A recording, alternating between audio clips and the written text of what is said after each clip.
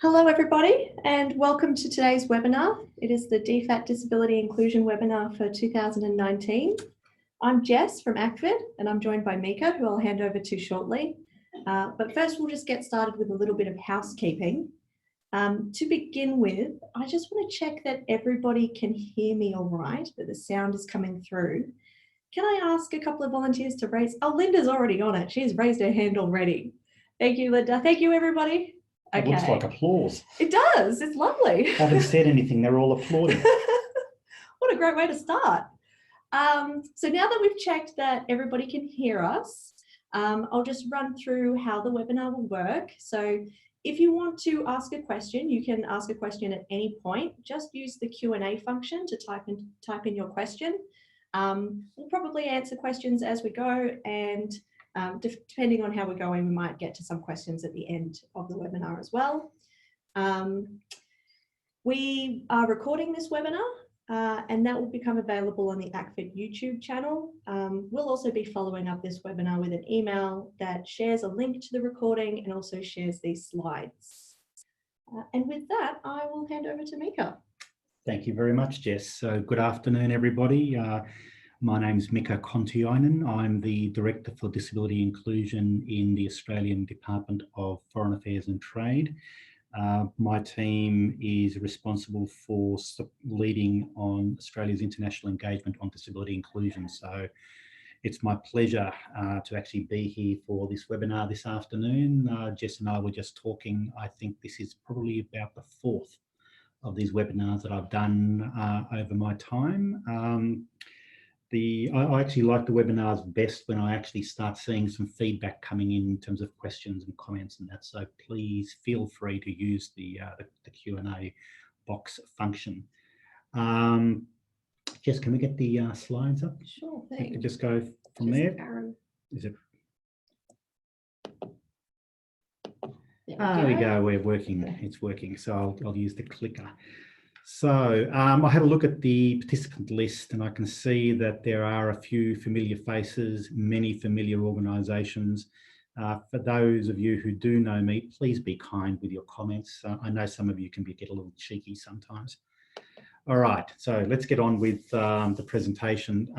Where I like to start, usually whenever I engage on this topic, is to alert people, remind people, both within DFAT and also externally here within Australia and externally internationally, is that as reflected in the 2017 Foreign Policy White Paper, disability inclusion, like gender equality, is a cross-cutting priority for Australia's international engagement in development, humanitarian action and in human rights.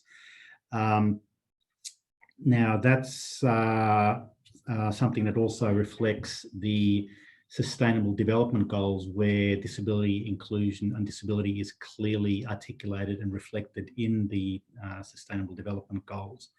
And indeed, without actually reading what's on the screen in front of you, because you can see it yourself, the key point here is that disability is embedded throughout the Sustainable Development Goals, and as with all issues of inclusion and exclusion, we can't really have any hope of achieving the Sustainable Development Goals and achieving the promise of leaving no one behind if we don't actually have an appropriate focus on those groups in the community who are most at risk of being left behind, and that includes people with disabilities.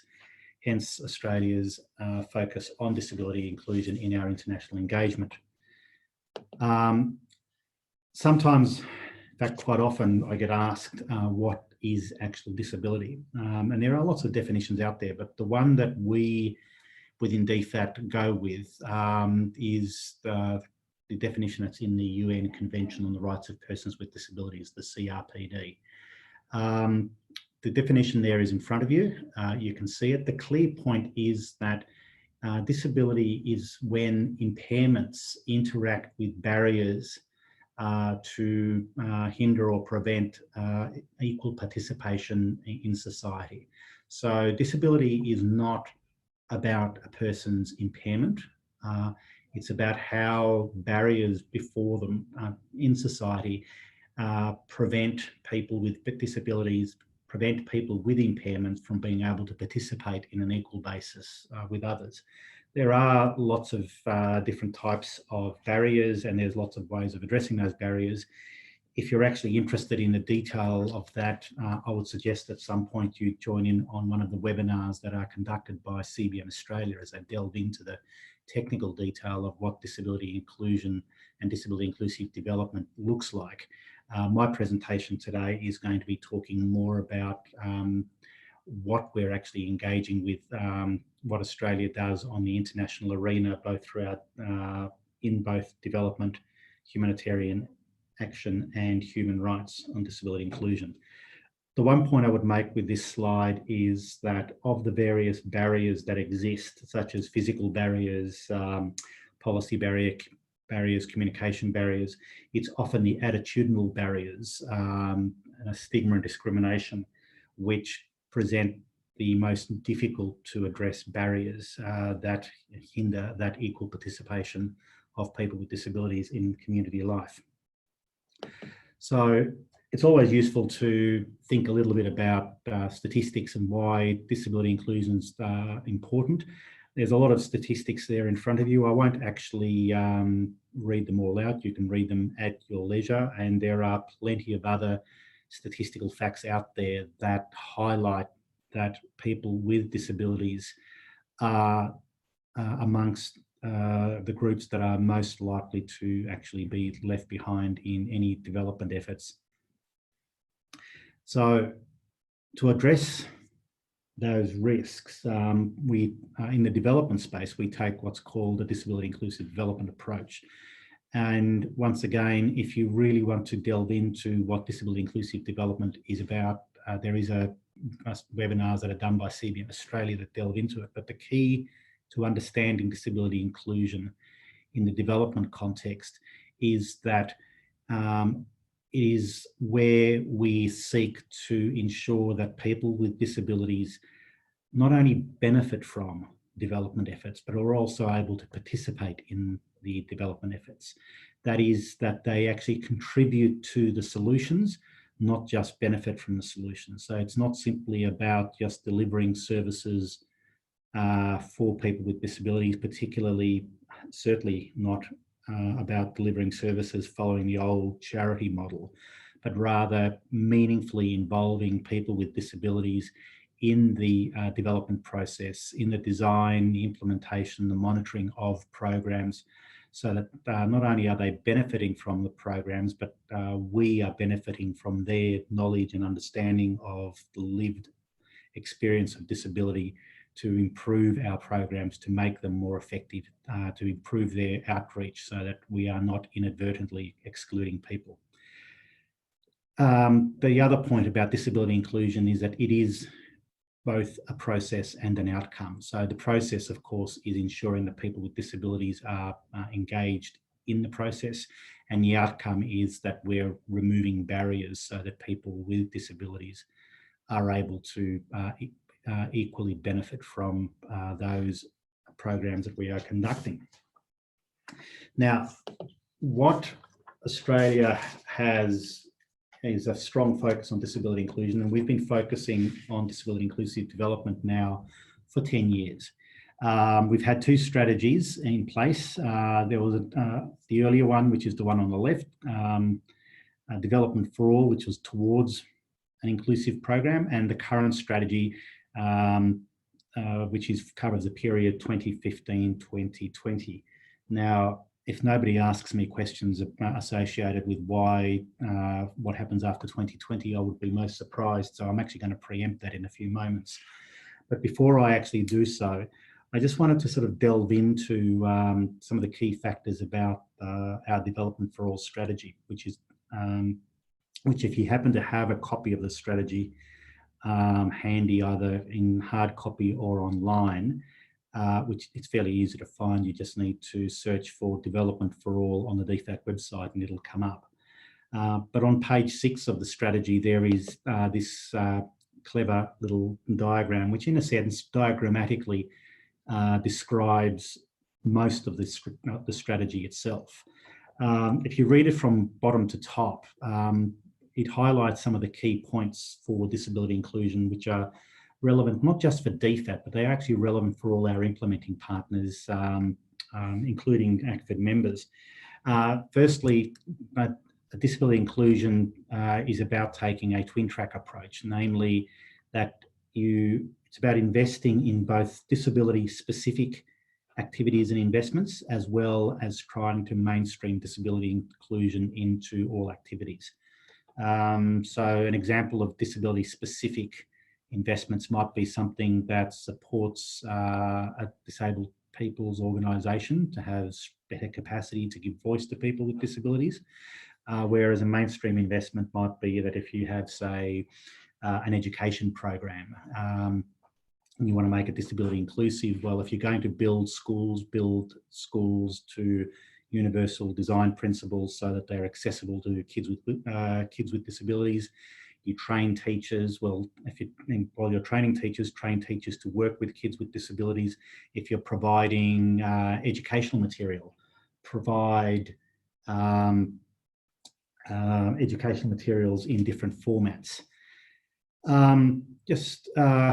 I just noticed there was a question there. With the two strategies, the essential difference between the two strategies was that the first was sort of getting DFAT started on disability inclusion, and it had actually it had 4 focus countries, whereas the current strategy expanded the focus across the geographic breadth of where Australia works. So there is actually no geographic focus to the current strategy. It's intended to apply to the entirety of the Australian aid program, not just development cooperation in target countries.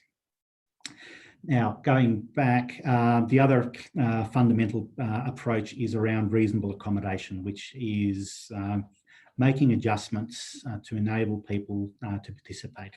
And reasonable accommodation is actually a principle that's enshrined within the CRPD, and it's enshrined within Australia's disability legislation as well. So it's relevant here in Australia, where often it's actually referred to as reasonable adjustment. What the strategy, though, does is identify, while the strategy aims to ensure that all Australian development cooperation programs are disability inclusive, it identifies that there are particular areas where there is a particular opportunity and need to take a disability inclusive approach. And that includes in areas of governance, infrastructure and WASH, education and building resilience, so humanitarian assistance, disaster risk reduction and so on. And they're identified in that second row there. But what sometimes is misunderstood, though, is that the disability inclusive approach is not just confined to those areas, it's just that those areas are the areas where, at the time the strategy was developed, it was identified that there were really significant opportunities for advancing disability inclusion by focusing on those areas. In any case, regardless of whether we focus on those specific areas or anything more broadly, there are certain guiding principles that we take, including the nothing about us without us principle of providing a meaningful role for people with disabilities in what we do, the importance of evidence, the importance of interaction between gender and disability, which these days we actually think more in terms of intersectionality more broadly, because as many of you would know, identity is such a crucial driver of what people are able to do in their communities, that identity can be the basis of both inclusion and exclusion. And so various identities in communities, such as identities based on gender, identities based on disability, identities based on sexual orientation or religion or indigeneity, can all be drivers of exclusion. And so when you actually have these various identities overlapping, it can actually multiply the discrimination and the marginalisation. So think, for example, of the situation of a an Indigenous woman with a disability in a remote or rural area, how much more difficult it would be for them to be able to participate on an equal basis with others compared to somebody with a very different identity. And that also applies to that fourth principle about the diversity of people with disabilities. My experience has been that men with mobility or vision impairments who live in the capital city of a developing country have far greater voice than do, say, women with psychosocial or intellectual disabilities. And in fact, it's often people with the invisible disabilities, such as psychosocial, intellectual disabilities or hearing impairments, who are less likely to be able to benefit compared to people with visible disabilities, such as mobility impairments or vision impairments. And of course, the ultimate aim of the strategy is to improve the quality of life of people with disabilities in developing countries. So that's the strategic framework. The strategy itself actually delves into a little bit more detail about what each of those boxes actually means in practical terms. But the interesting issue that's in the forefront of many people's minds at the moment is what's going to happen after 2020, given that the current strategy is for the period 2015 to 2020. Well, at this stage, government is still thinking through what the approach to disability inclusion will be beyond the life of the current strategy. We've commenced informal consultations and we're developing a plan for formal consultations from the beginning of next year to actually engage with a range of stakeholders to actually start thinking about what the new strategy, what the new approach beyond the current strategy should look like. My personal views on the matter at this point are that it'll probably be based on the framework we just saw a moment ago in the previous slide, and that certain elements will probably remain consistent, such as those guiding principles. But we may well start to think about new areas where there are particular opportunities for investing in. And in fact, a little later in my presentation, I'll actually talk about what are the priority areas for where we're investing the central disability budget, and they sort of give an indicator as to what I think are likely to be focus areas going forward. But nonetheless, in early part of next year, we'll be kicking off with our formal consultations. For example, there is one scheduled with the Australian Disability and Development Consortium at the end of January. And we will be engaging with a range of other stakeholders, some examples there in front of you, to actually get strong views of what people would like to see in such a new strategy. There's a question here about what would be a strategic plan to increase involvement from people with disabilities in the region, in the areas, in regional areas. That's actually a really good point, and certainly my expectation is that a cornerstone of how comes beyond 2020 will be a focus on meaningful involvement of people with disabilities in developing countries, both regionally and as well as in their national capitals. That'll be a cornerstone. It's certainly consistent with the principle of nothing about us without us, and it is something that DFAT and the Australian Aid Program is increasingly focusing on already, particularly through our investments in building the capacity of civil society organisations, particularly disabled people's organisations, to give meaningful voice to people with disabilities. Now, our engagement on disability inclusion internationally, a lot of the work involves advocacy. Australia is considered to be a global leader in disability inclusion. We're seen as a global leader both because of what we do as a donor, but particularly also what we do as an advocate on the international stage. In fact, it was in June of this year at the Conference of States Parties to the Convention on the Rights of Persons with Disabilities that I was delighted in fact, to receive on behalf of DFAT an award from the International Disability Alliance, which recognised Australia for outstanding contributions for the advancement of the rights of persons with disabilities.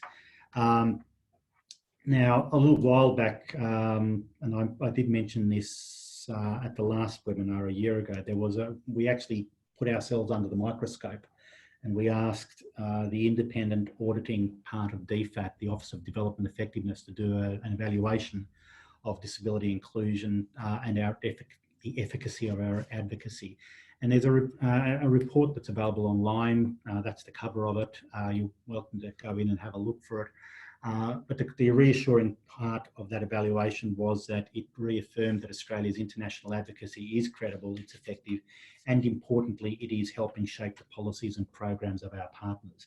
In fact, a significant part of my role as Director of Disability Inclusion is leading negotiations and consultations with international partners, essentially asking them, in some cases, telling them that we expect them to be more effective in delivering disability inclusive programs.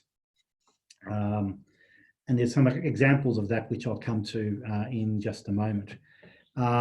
So actually, I'll move on to one example now, and that is in the humanitarian space, for example. There's some strong, consistent advocacy by Australia has actually led to some very positive outcomes. So some of you might know, a few of you might have even been in Istanbul in May in 2016 when the World Humanitarian Summit occurred. And coming out of that World Humanitarian Summit, driven by the leadership of the UK, Finland and Australia, a charter on inclusion of persons with disabilities in humanitarian action was launched, commonly referred to as the Charter. And what that charter was trying to address was the very well recognised lack of appropriate focus on people with disabilities in humanitarian settings. And so the charter is a commitment by international actors, both government and non-government, to do better on disability inclusion. Following on from that charter, a lot of work went in over the last few years into developing more detailed guidelines, and they were developed by a UN interagency standing committee on disability inclusion, which after having gone through a process of consulting over 600 stakeholders globally, we're able to develop this really useful set of detailed guidelines, a how-to of how do you make this humanitarian action more disability inclusive. And those guidelines were actually just recently launched in New York, so they're fairly new. Many of you would probably not be aware of them. I do encourage you to actually have a look at them if you are in any way involved in humanitarian work. But looking ahead, Australian advocacy is, I expect, will be very evident next month in December in Geneva when the Global Refugee Forum takes place over a number of days, where Australia is actually one of the leading voices of making consideration of refugee issues more disability inclusive. Now, before anybody jumps in there, please don't ask me any questions about Australia's domestic policy on refugees, because it is outside my remit and I do not have any clear talking points to talk about it. Also, it's a topic I prefer not to talk about. I prefer to talk about the good news story of what we do with disability inclusion internationally. The other major event that's happening in the near future, where Australian international advocacy is also seeing disability inclusion at the forefront, is the Asia Pacific Ministerial Conference on Disaster Risk Reduction, which will be in Brisbane in June of next year.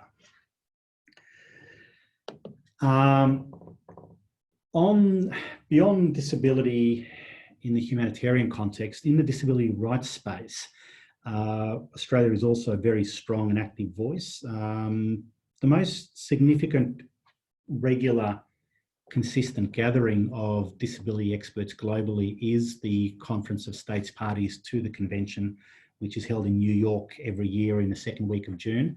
And we, Australia, are actively engaged in that. And that is not just DFAT, it's Australia actively engaged in it both from the governmental perspective with a joint delegation from Department of Social Services who address the domestic implementation of NDIS and the National Disability Strategy, but also DFAT for the international engagement.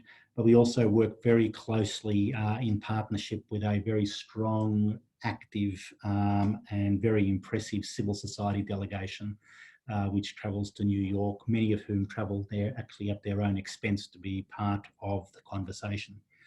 Australia's profile in disability rights is also very evident in the Committee on the Rights of Persons with Disabilities. So what each of the UN human rights treaties have is a committee of experts who are responsible for interpreting the committee, listening to complaints from people who say that their rights have been violated, and for also reviewing the compliance of UN member states to the various UN treaties. And one of those committees is the Committee on the Rights of Persons with Disabilities. There's an Australian woman, a very impressive Australian woman by the name of Rosemary Kays, who's actually on the committee. She's currently the Vice Chair. That's her in New York last year, just when she was first being elected. But Australia also actually had its appearance before the UN committee in Geneva in September of this year, which was a very interesting exercise where the committee members essentially grilled the Australian government representatives on how well Australia is doing in implementing the CRPD. I was actually part of the committee, and it was actually probably the easiest international engagement I've ever had, because the committee members were absolutely focused on asking questions about domestic disability issues, which are not my responsibility, nor do I have a mandate to talk about them. And towards the end, I actually became rather disappointed because they did not ask, virtually asked no questions at all on Australia's international engagement on disability inclusion. At the end of the committee hearing, a couple of the committee members actually came up to me and they sort of said to me in confidence that the reason they actually did not ask any questions in this space was that they actually felt Australia was doing pretty well. And they were not about to spend precious time when they have the Australian government on the rack asking questions about things that Australian government has got good answers for. They prefer to ask questions where we did not have good answers for. Beyond the committee itself, Australia is also on the Human Rights Council at the moment, which sits in Geneva on a periodic basis. The next session begins at the end of February. And in the Human Rights Council, Australia is a strong and vocal and consistent advocate on disability rights. We're often, actually, our role is not so much promoting disability rights, but more defending existing rights against encroachment and backsliding by other countries, other UN member states that aren't necessarily so committed to human rights issues. And of course, within the General Assembly more broadly in New York, there's a lot of engagement on human rights issues where disability issues regularly come up and where Australia is guaranteed, almost guaranteed, to be amongst the first speakers to speak on behalf of people with disabilities. Another area of international engagement, which used to be a particularly time-consuming part for Australia, but it's less so at the moment, is GLAD, the Global Action on Disability Network. Until April of this year, Australia was the co-chair of GLAD, this international coordination mechanism. And it, being co-chair of an international coordination mechanism takes a lot of time and effort. It's also very influential, where the GLAD members, which include UN member states like quite a number of the European countries, also Japan, Australia, Canada and the US, various foundations and philanthropies, as well as some private sector organisations that are all contributing significant resources to disability inclusive development. having this coordination mechanism is particularly effective, I find, in terms of how it magnifies the effectiveness of the advocacy of partners, so that rather than having one or two individuals engaging with international partners like, say, the World Food Programme or the government of a particular country, you actually have joint coordinated advocacy, which is turning out to be quite effective. And in fact, one of the things that that joint advocacy led by Australia has been particularly effective on is a new United Nations Disability Inclusion Strategy, generally referred to in the UN as UNDIS, UNDIS. The UN Disability Inclusion Strategy was launched by the Secretary-General this year at the COSP, and it is intended to make the United Nations more disability inclusive, both as an employer, as a landlord, but also as a provider of services. And that's actually quite significant, because when you think about what the UN actually does in terms of delivering services, it's really, really impressive. I was actually talking to Australia's former permanent representative to the UN yesterday, who gave me some statistics, which I'm still trying to verify, but I'm actually going to share them with you now anyway. But that is that apparently at this stage, the United Nations, for example, feeds on a daily basis twice the population of Australia through its various food programs, and it actually delivers education services to 3 times the population of Australia on a daily basis. So if you think about how many people with disabilities could be excluded or included from those food services or education services, you can appreciate why it's really important to actually make the United Nations more disability inclusive. Australia has been right in there, central to actually making this happen. The catalyst for actually developing the new UN Disability Inclusion Strategy came out of the World Humanitarian Summit, which I mentioned earlier, when not long after the launch of the Charter, there was a joint letter from the 3 Australian ministers who'd been most actively engaged in it, Australian, Finnish and UK ministers. They wrote to the Secretary-General essentially saying, we expect you to do something about this. The Secretary-General took this as a signal that UN member states would actually back him in a reform process to make the UN more disability inclusive, and so he actually embarked upon that work. A major part of that work was actually to do an initial baseline review of how well the UN is doing disability inclusion, and Australia actually provided the funding to enable the UN Special Rapporteur on the rights of persons with disabilities, Catalina Devandes, to undertake that review. The results of it weren't particularly pretty. It actually showed that much of the UN is inaccessible as an employer, at many UN premises are inaccessible, and many UN programs are inaccessible.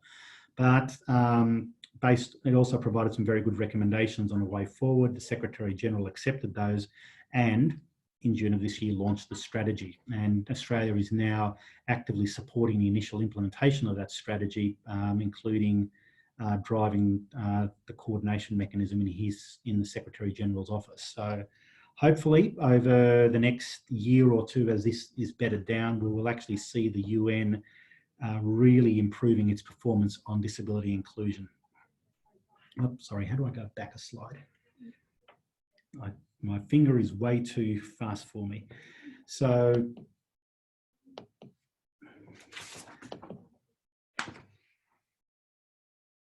that is the correct slide, yes.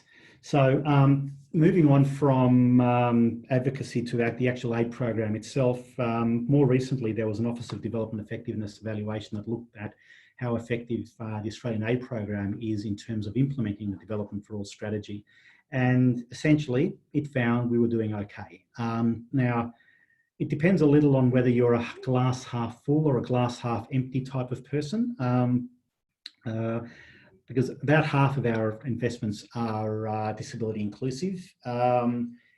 We don't think that's good enough.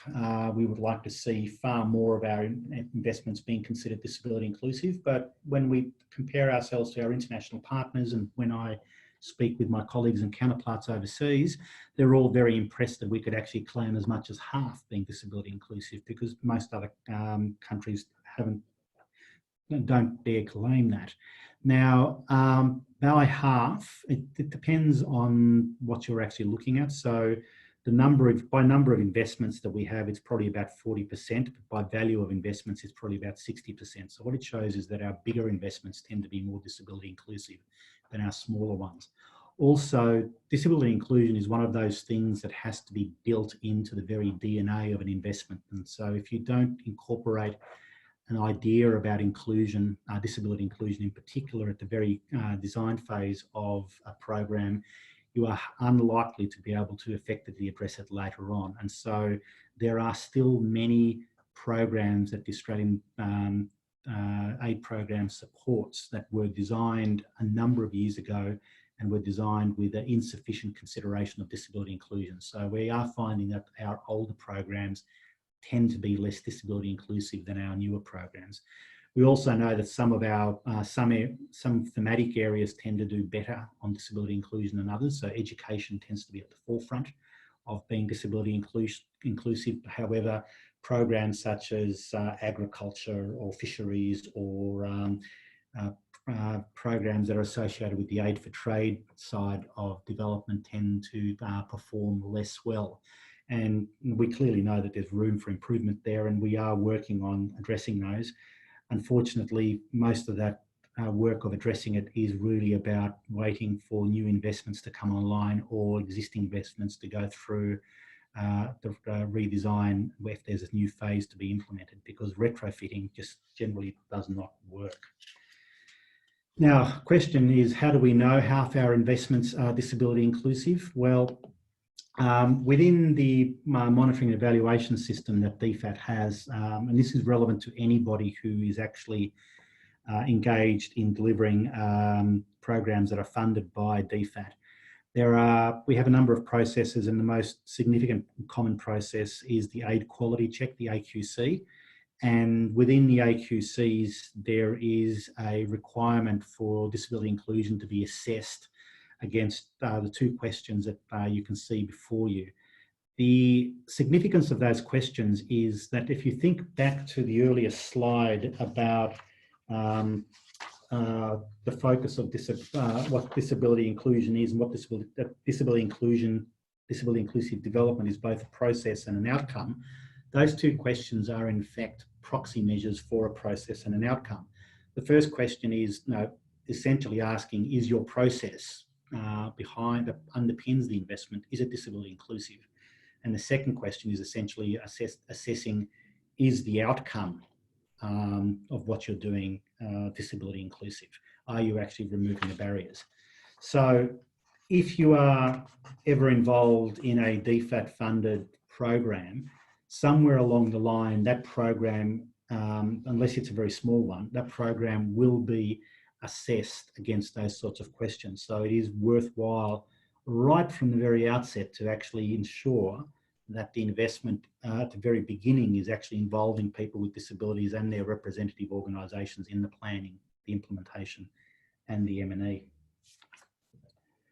Now, you've been listening to my voice for a lot, and you've been looking at lots and lots of words. So I'm actually going to sort of deviate a little bit, because next week is International Day of People with Disabilities on Tuesday, the 3rd of December. Within DFAT, every year for International Day, we do a number of internal things, one of which is we conduct a photo competition. And the photo competition is an internal competition whereby Australian missions around the world submit photos and the story behind the photos, which are intended to demonstrate how the Australian Aid Program supports disability inclusion. So this year's winners haven't been announced yet, although the decision was made this morning, and I know which photo has won. But I can't show you this year's photo yet, but I thought I'd show you a few photos from recent years, just so you get a flavour of it. So there's the captions there. This is this great little education one. Last year we actually couldn't decide, so we actually had joint winners. There was this this photo from the Philippines, but there was also this really cool photo that came from Indonesia. The person in the photo actually has a psychosocial disability, and for most of his life had effectively been an invisible citizen. But because through the Paduli program, which is a governance program that's funded by Australia, he was ultimately able to obtain a national identity card, which actually gives him access to all sorts of important services and indeed renders him visible to the system. And he was so proud of that ID card when he first got it that they managed to capture the moment beautifully in that photo.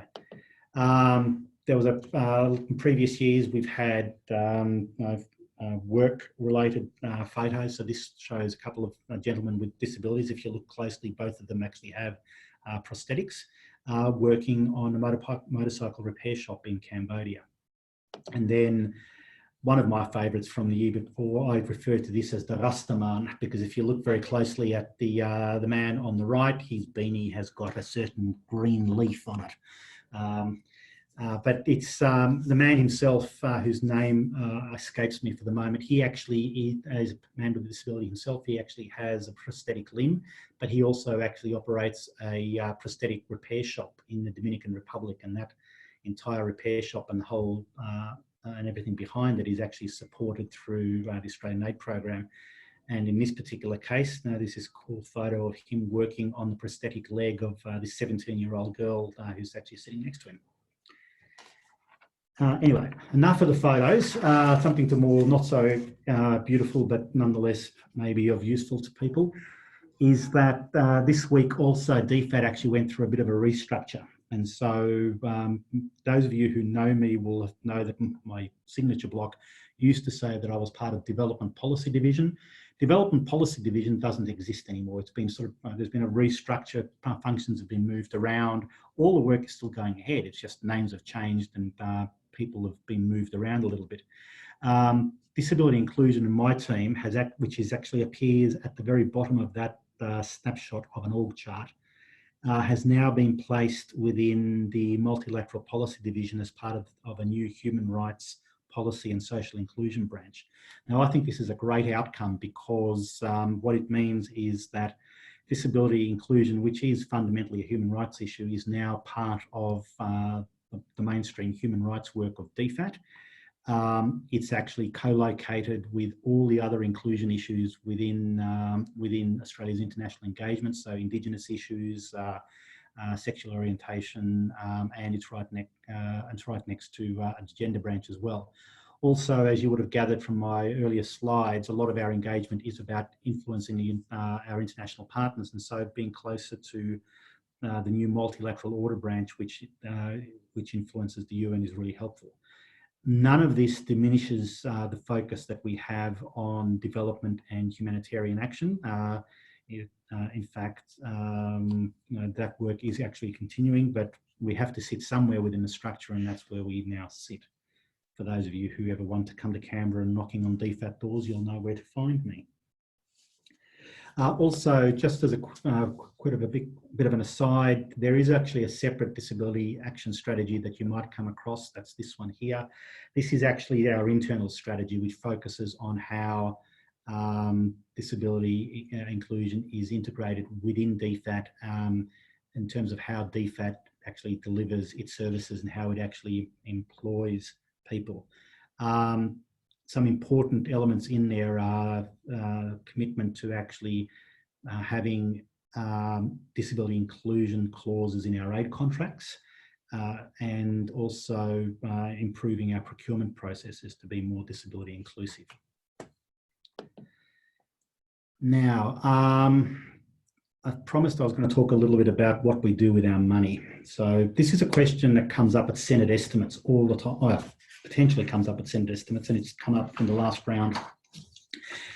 So if you were to ask me how much money does DFAT spend on disability inclusion, I actually can't tell you accurately. The reason I can't tell you accurately is that while we have a central disability budget of $12.9 million, that's used for mostly disability specific activities, and I'll talk about what they are in a second. But across the whole of the development program, where we are mainstreaming, it is very difficult and at times impossible to attribute how much money that is being spent on a large mainstream program should be attributable as disability spend. So for example, if you have an education program that's building accessible schools, is training teachers, is providing educational material, how do you sort of separate out from the cost of the building, the cost of making the building accessible? How do you separate out from teacher training the cost of training that sort of also raises awareness of working with kids with disabilities? Frankly, it can't be done effectively. And so there are estimates that appear in DFAT publications from time to time about how much we spend on disability inclusion. Quite frankly, I don't rely on those estimates because they are at times just sheer guesswork because of the universally accepted challenge which all our international partners face of being able to attribute and proportion spend on disability inclusion. But of the money that we actually have in the central budget, the $12.9 million, which my area manages, we have a very clear strategy on what we spend that money on, and that's in 5 particular areas. So 2 of them are internally facing and 3 of them are externally facing. The priority areas for our investment are firstly making sure that all of DFAT, all our program managers in development and humanitarian areas have access to quality technical assistance so that the programs they are designing and implementing can be made disability inclusive. We also have, and most of that essentially goes through a long-standing partnership that DFAT has with CBN Australia, a partnership that's been in place now for 10 years. Some of that funding is also used to augment funding in various country programs to provide catalytic support to make large mainstream programs more disability inclusive. So for example, we're supporting the health program in Tonga, the education program in PNG, and a TVET program in Vanuatu, amongst others, to actually be more disability inclusive, sort of providing that little bit of a boost of funding to make mainstream programs more disability inclusive. On the global stage, a lot of our money goes towards supporting global capacity in better disability data, and that essentially evolves around what's called the Washington Group questions. I've got a slide coming up on what the Washington Group questions are, which I may or may not skip depending on how we go for time. We also use our money to influence the UN, and you've heard about that already. The one thing you haven't heard so much about is that we have a very strong focus on investing in building the capacity of disabled people's organisations, DPOs. And so we do that firstly at the global level through partnerships such as we have with the International Disability Alliance. We do it at the regional level through partnerships like the one we have with the Pacific Disability Forum, which we've been funding since 2009. And also we do it at local level through small grants, for example, that are provided by our partners, the Disability Rights Advocacy Fund, which supports capacity building of national and local DPOs in the Indo-Pacific region and in countries like in Nigeria and Haiti. In addition, Australia is also working directly with DPOs at national and local levels to build their capacity. So quite a number of our embassies and missions around the world are entering into closer arrangements with DPOs to build their capacity. We do this because we know that, firstly, that promoting a meaningful role for people with disabilities is essential to disability inclusion, but it also is important to us because by supporting DPO capacity building and building the meaningful partnerships with DPOs, Australia is better able to access the views and the perspectives of people with disabilities, and that in turn enhances the quality and effectiveness of our development assistance programs and our international advocacy. It's also, in many ways, a genuine example of the principle of nothing about us without us. So I expect that ongoing focus on DPO capacity building through some very diverse means will actually continue. Now, my next slide, did I skip my next slide? I did skip my next slide. My last next slide that I had was the Washington Group questions. I'll just leave them up there for a second. I could spend an hour talking about these, but I'm not going to unless I start getting a barrage of questions, which often happens. So essentially, the issue here is that if you're trying to identify people with disabilities through data collection tools, simply asking the question, do you have a disability, does not work. It results in chronic underreporting. And so this was something that was identified as a problem by the United Nations Statistical Commission over 10 years ago.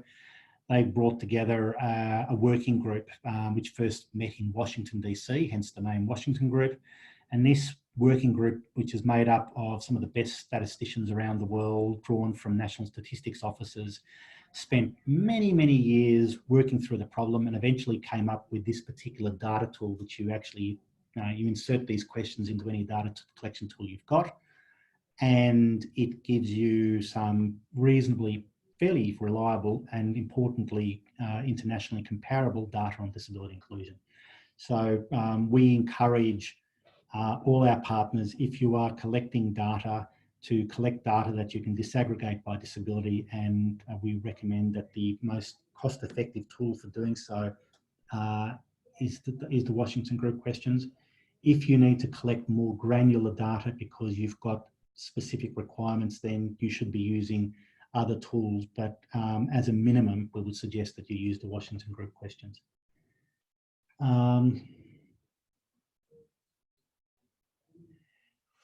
Just going back to the some of my other stuff, a couple of questions have come up. So first of all, the partnership that DFAT has with CBM for the accessing technical assistance. That is an arrangement whereby any DFAT officer can quickly and easily and at no cost to the requesting area access technical assistance that supports the delivery of Australian development or humanitarian programs.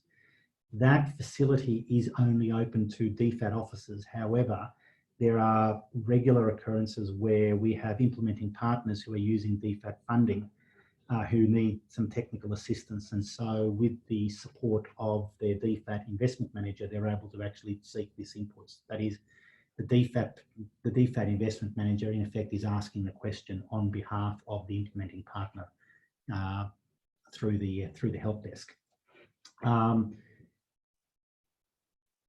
Now, there was another question about, are there case studies available for DFAT's programs which can also be compared to other donors?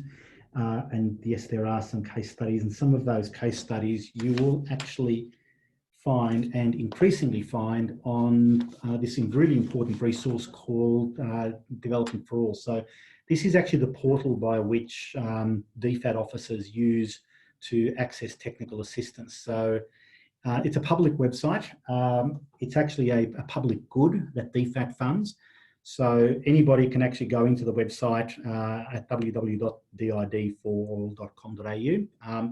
And there's lots of resources, particularly under that third tab, resources, for anybody to access that provides lots and lots of useful information about disability inclusion.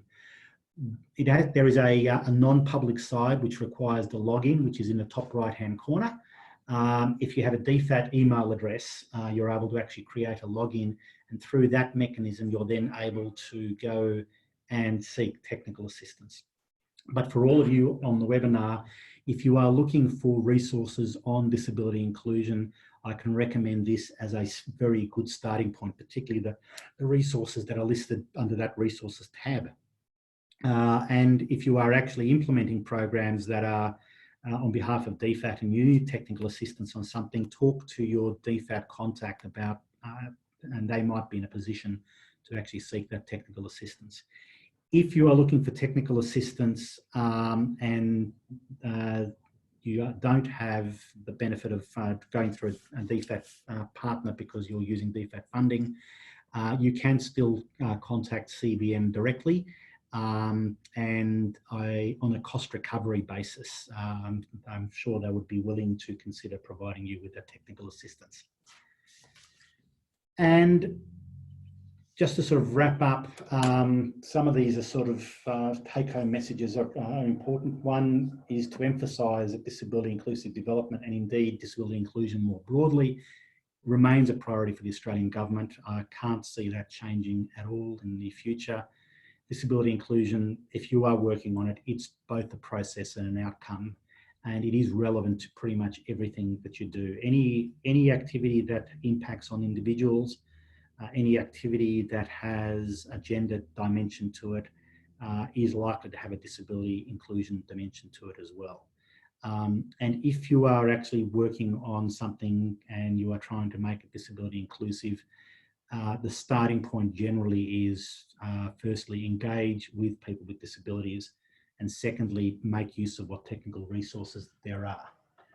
Now, looking at the questions, a couple of points about the Washington group. Leonie's made a comment. There's also a question from Taylor. Have use of the Washington group questions within the development space ever shown to be detrimental to the implementing partner, e.g. beneficiaries to the program do not want to engage in the program because of being asked these? The answer to that question is no, we don't have any evidence of that. The Washington group questions, the interesting thing about them, I'm trying to go backwards, trying to find a slide. If I can find the slide. The interesting thing about the Washington group questions is that if you look at them, they don't actually mention the word disability at all. And the reason is that if you ask about disability, a lot of people don't self-identify, or they avoid or they don't wish to disclose for all sorts of reasons, often because of stigma and discrimination. But these questions are designed in such a way as to try and mitigate the risk of people not identifying, not self-identifying, or not disclosing. They're not perfect, but they are the best tool that's out there. It is also the lowest risk way of actually trying to collect any information about disability in a program. If you were to try and do an inclusive program and simply ask questions about, do you have a disability? You're more likely to run into problems with stigma and discrimination, and you are almost certainly going to come up with data that is underreporting what is going on. Now, in terms of so more granular stuff in terms of data collection, so there are a number of data tools out there, and it depends really on what you're collecting your data for as to which tools you would actually use. If you were trying to collect data on participation rates in a particular program, then you'll be, of course, collecting you have a questionnaire, a data collection tool that would ask about people's experiences of participating in a particular program, and by inserting the Washington group questions in there, you can disaggregate that data. If you're looking for more detailed, granular level assessments of disability in a space because you had a particular need for it, then there are tools that have been developed. NOSL have developed a rapid assessment tool. The World Health Organization have got a tool as well, all of which are useful tools. They're very relevant. They produce some very good data. The challenge with many of these tools is actually that because they collect better data, it actually takes more time, effort, and money to actually collect that data. And you have to ask yourself at the outset, is the collection of that data, is the investment in collecting that data going to be useful? Do you actually need that data, and have you got the means to actually analyse that data? Often data is collected and then it just sits there. And so you have to ask yourself, why did you go to the trouble of collecting the data in the first place?